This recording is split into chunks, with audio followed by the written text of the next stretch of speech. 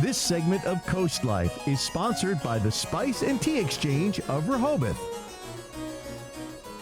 Well, we wouldn't be doing Thursday justice here on CoastLife if we didn't do a little bit of tea spilling with our Spill the Tea segment. Thanks to our friends at the Spice and Tea Exchange on Rehoboth Avenue in Rehoboth Beach. Might be a good day to stop by and grab some tea for a cozy weekend. Especially with the cold weather coming. That's what I'm saying. The cold weather, maybe a little bit of snow, the perfect storm for a cup of tea. So Charlie, what is it we are drinking today? Here's what we've got. It's a Genmaicha green tea. This traditional Japanese blend combines the toasty depth of roasted rice with the fresh grassy notes of sencha green tea. It steeps a smooth cup with a comforting warm aroma that's easy to drink. Yeah.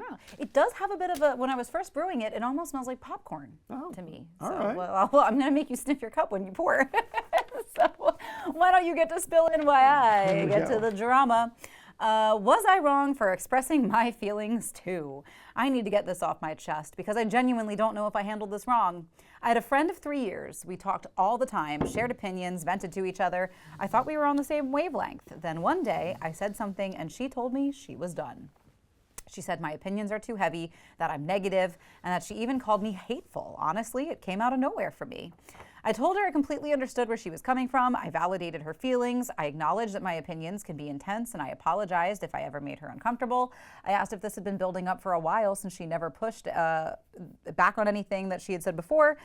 She told me no, it wasn't a problem until now, but this time I crossed a line. I suggested we could avoid certain topics so I wouldn't upset her again.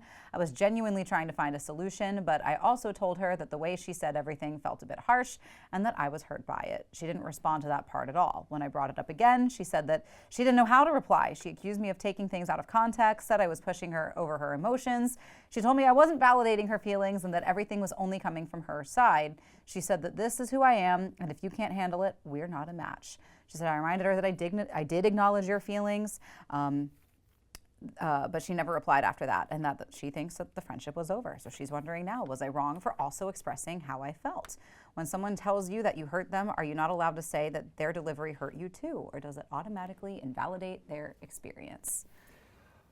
Give me your thoughts on this, because this does seem specifically girl friendship coded. It does feel a little that way. I think to make a true, clear decision, I would like to know the contents of the conversation. That's what I feel like we're missing very specific information. Like, what was it exactly that was said about the friend that maybe had her react this way? I mean, I do know that sometimes when somebody is a more negative person, it can be hard to listen to what sounds like complaining a lot of the time, but I think that's also sometimes part of the friendship. So I think we do need more details on what the friend was venting to the writer about and what the writer said to the friend about that topic. Right, because there's a million things that you can say that are over a line, but we don't know what was said here. As to her point about, is it fair for me to say how that's making me feel too?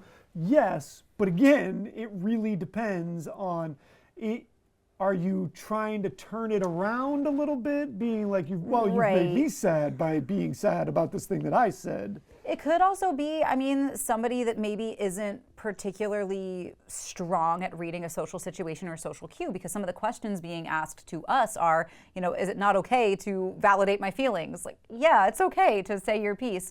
So I'm not sure if this is sort of like, maybe there was some vagueness somewhere and the writer isn't necessarily strong at picking apart between the lines, because that can happen too, and that can lead to some really difficult and strong reactions. So I'm not sure. It sounds like if we really need to make an opinion on this, we need some more details. And it also sounds like the person that is offended in this situation might not be great at explaining what has bothered her, but she said it's not something that's happened over a period of time. Right. It feels though like this might be more of a culmination or a pattern that maybe it was getting worse over time and this was the straw that broke the camel's back. That is what it feels like too. Feels like to me. It feels like that maybe this is, they've gone to this person for whether it's advice or they just have had disagreeing opinions over the course of time. Whatever it may be, it does sound like there there was a routine and suddenly there was not a routine. Yeah. So I think we need more details for an official conversation here on this one, but it sounds like maybe some follow-up conversation should be had. But I don't think the writer is wrong necessarily for also being hurt or also wanting their feelings validated, but it depends entirely on how they went about it. Depending on what was said, yeah. Like I said, there's certain red lines that can be crossed, and then your opinion on how she brought that up doesn't matter anymore. Right. So we just don't know. What's your opinion on the scent of this, though? I know what you little mean bit by like the popcorn, a popcorn little bit of thing. the rice.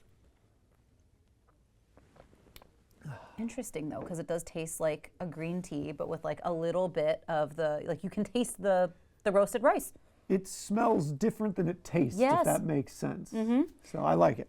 I like it too, so you can get yourself some of this or another tea of your choosing at the Spice and Tea Exchange on Rehoboth Avenue. It smells like puffed rice. Yes, that is what it smells like. This is the Genmaicha green tea. If you're like, those two are drinking something that smells like puffed rice, that's it.